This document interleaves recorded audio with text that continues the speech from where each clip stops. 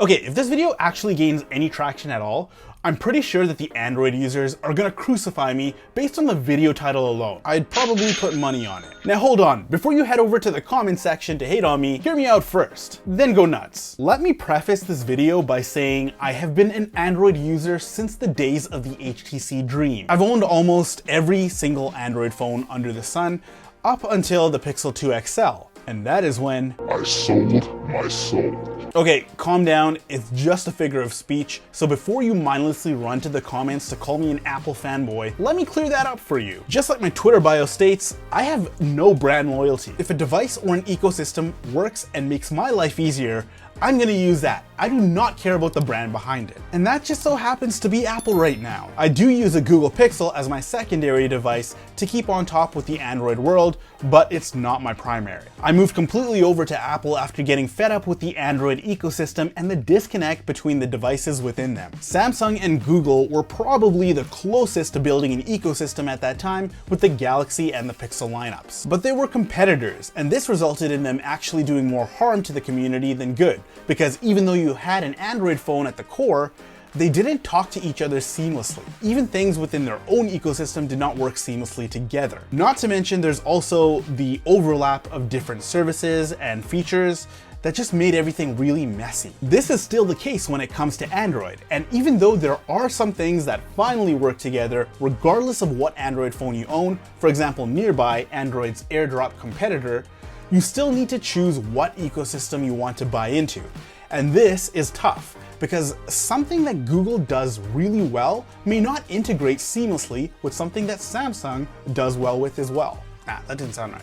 Does well also. Let me paint you an example. Google Assistant is great, and if you want to use that over Bixby, you can't really ask Google Assistant to find your keys that have a Samsung Smart Tag attached to them. That's Samsung's version of the AirTag. Now, as far as I know, Google does not have an AirTag competitor within its ecosystem, so you're pretty much out of luck when it comes to that kind of stuff.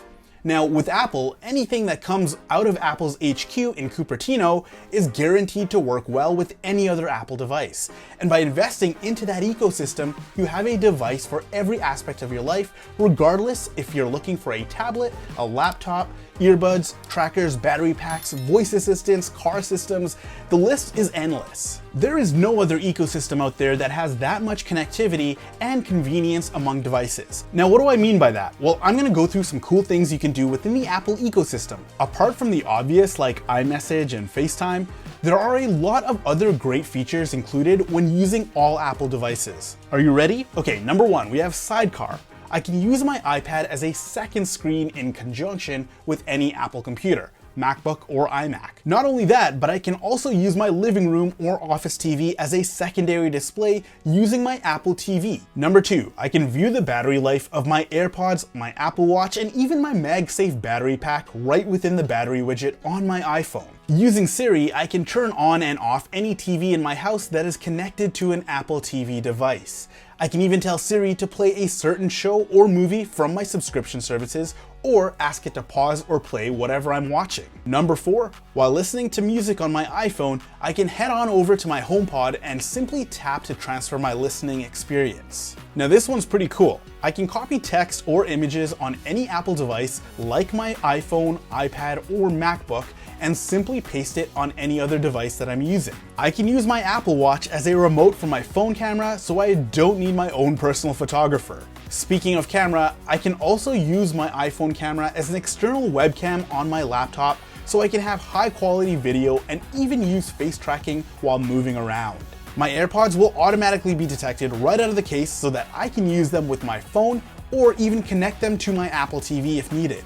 While we're on the topic of the Apple TV, as soon as I need to input any text on the Apple TV itself, my phone will automatically prompt me if I want to open up the virtual keyboard on the phone to make things easier. Now, ecosystem also includes the ability to have a standard for accessories, and that is exactly what MagSafe is to the iPhone. I have a variety of MagSafe accessories, including my car mount, wireless charger, wallet, and charging stands. Anything that works with MagSafe can be used across all of the iPhones that support it. Now there are so many things that I can list that makes this the best and most supported ecosystem in the world. As much as I like Google and Samsung buying into the idea of building their own ecosystem, they have a lot of work to do in order to really keep users coming back for more. As it stands, these companies might have devices like laptops, watches, or tablets, but they don't have significant market share in any of those areas to make it sustainable. Yet. Not to mention, they don't have complete control over the hardware and the software experience for any of those devices. Of course, there are some exceptions like Google, but this does make it a bigger challenge for most companies trying to build an ecosystem. Google might have control over the hardware and software experience as of recent, but the stars have to align with a lot of other factors, including the ones that I've mentioned before. You will rarely see someone with a Samsung Galaxy phone using a Samsung Galaxy Book or a Galaxy tablet as well. They usually have a mix of different devices. That is a challenge that companies are facing, and it's why building an ecosystem and getting your users to buy into that ecosystem is incredibly difficult. Now I'm actually curious, do you buy your devices within the same ecosystem to make your life easier?